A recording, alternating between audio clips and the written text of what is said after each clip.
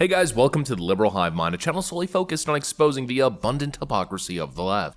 These leftoids and their narratives. And now, of course, me dealing with these narratives, it's frustrating work, but it's work that just must be done. It's necessary work. I mean, someone's gotta do it, right? We can't just keep letting them get away with the constant lies. Somebody's gotta challenge these popular mainstream left-wing narratives. And that's exactly what we do here, and we got another one. Actually, it's kind of building on a video that I released a couple days ago. This claim that we constantly hear from Democrats, they say it with such authority, that they're the party of big brains. But not only that, but they're the party of university education. In other words, they're smart and rich, and those Republicans, they're dumb and poor, right? We've seen it, we've heard it a million times before. But now, of course, the Democrats seem to be kicking this rhetoric into overdrive after their devastating 2024 election loss. The ad hominem attacks, the copium continues. The left is still pathetically running with this ridiculous talking point, which I'd like to debunk once and for all. Not exactly difficult work. It's not like I deserve some sort of trophy or some sort of crown or prize. This is about to be one of the easiest debunkings that you could possibly imagine. I mean, it's literally just one chart after one Google search. But anyways, it's another one of those videos. We've got leftist narrative versus reality, so let's roll the tape. Alright folks, so the first obvious question, well, what exactly triggered this video? Where's my inspiration for tackling this subject? Well, it's this clip right over here of another big-brained and even bigger wallet leftoid delivering the same message we've heard a million times before.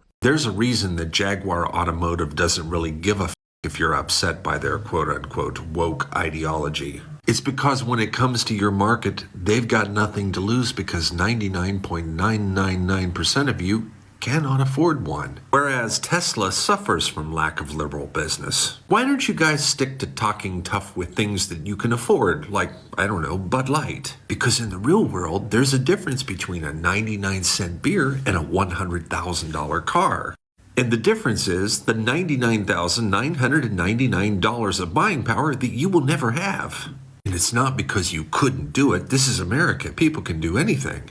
The problem is you're too busy focused on the price of a dozen eggs and a gallon of gas. You're too busy listening to billionaires and millionaires like Elon Musk and Vivek Ramaswamy tell you that you need to suffer economically for a while so they can get richer. Spoiler alert, guys like that drive the Jaguars anyway. They don't give a f about the woke ideologies. They drive it because they like the car. You hate a car that you'll never be able to afford to buy because the billionaires who like it and buy it anyways are telling you to hate it. While they raise the prices of your dozen eggs, while they raise the prices of your electronics, while the prices of all big box distributed items go up incrementally every day. These MAGA chuds living in red, rural Republican states lost the plot.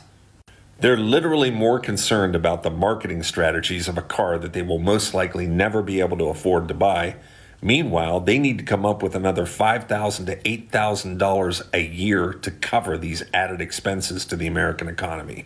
I got news for right-wingers. There is a huge difference between refusing to drink Bud Light because you hate their woke ideologies and not being able to afford Bud Light, okay? And when you mix Jaguar into this conversation like you're having a moment, you're part of your own problem, not part of your own solution.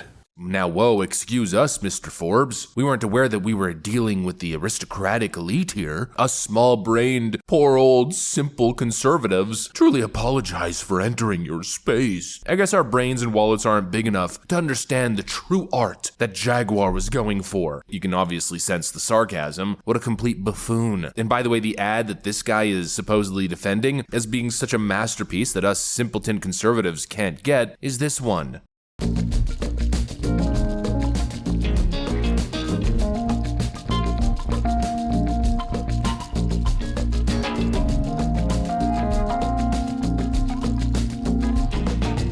Yeah, we just don't get the art, and it doesn't even really matter because they're catering to a much wealthier audience. You know, liberals, of course. First of all, what a pathetic defense. That ad just sucked. It was the desperate flailing of a company that has completely lost touch with its roots. Frankly, their cars kind of just stink these days, and so they're going for a shock viral sensation with this ridiculous woke nonsense. That's what's obviously happening here. Jaguar running with this idea of copying nothing and not about being ordinary. Meanwhile, they produce the most ordinary, boring luxury cars currently on the market. But honestly, the actual context doesn't even matter so much. Who cares about Jaguar and their woke rebranding? That's a problem that's going to solve itself. It's the age-old phenomenon of getting woke and going broke. I don't need to focus my efforts or my breath on any of that nonsense. No, my focus is on this guy and the point that he's trying to make. It's always the same argument, right? Yeah, no wonder Donald Trump only won the election because his voters are dumb and poor and they listen to the fake news and misinformation. What's his face? You know that actor that shot that set worker? Oh yeah, Alec Baldwin, Manslaughter Alec. Yeah, well, he actually essentially made the same point recently. There is a gap, if you will, in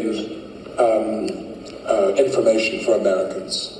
Americans are very uninformed about reality, what's really going on with climate change, Ukraine. Yeah, American voters voting for Trump are just stupid, uneducated, and don't have enough money to buy milk or eggs, and so they're susceptible to misinformation. It's such incredible copium, and all you have to do, like I said earlier, to debunk this nonsense is go to pewresearch.org and simply search household income by party affiliation, and womp womp womp. Well, would you look at that? It turns out there's no basis to this claim whatsoever. In fact, it turns out that this claim is just straight up wrong. I mean, just look at this, party affiliation by household income. If we take a look at those earning less than $30,000 a year, well, would you look at that? The majority of them are Democrats or no party affiliation. And of course, as you notice, the dark blue segments of the graph, or rather the chart, increase the more income increases. Therefore, Republicans earn more money than their Democrat counterparts. Oh, you're just a bunch of poor, uneducated Republicans. What a load of you-know-what. It's literally the exact opposite. It's typical projection as you see with these Democrats. You guys are the ones with no skin in the game and no ability to actually influence much from a grassroots level. In other words, you're the brokies. You know, as if that was a hard conclusion to come to. I mean, the entire Democrat shtick is literally built on this premise that he was projecting here, pushing fake news propaganda to emotionally susceptible and gullible people who will vote for you because they don't know any better. Yeah, that's literally you. There's no basis to this argument at all, and I think a lot of companies have realized that. It's just the leftoids that haven't realized it. And it's funny because he mentioned the whole Bud Light controversy, but for some reason he wasn't able to acknowledge or realize that what happened with Bud Light kind of changed the game forever. Have you noticed since the debacle at Bud Light, DEI departments across the corporate world have been shuttering? Oh, I wonder what started that. You know, companies realize that conservatives aren't a bunch of dumb oafs, and actually they are the ones buying a lot of these products. And most companies learned. Jaguar didn't. You know, Jaguar used to be a badass brand.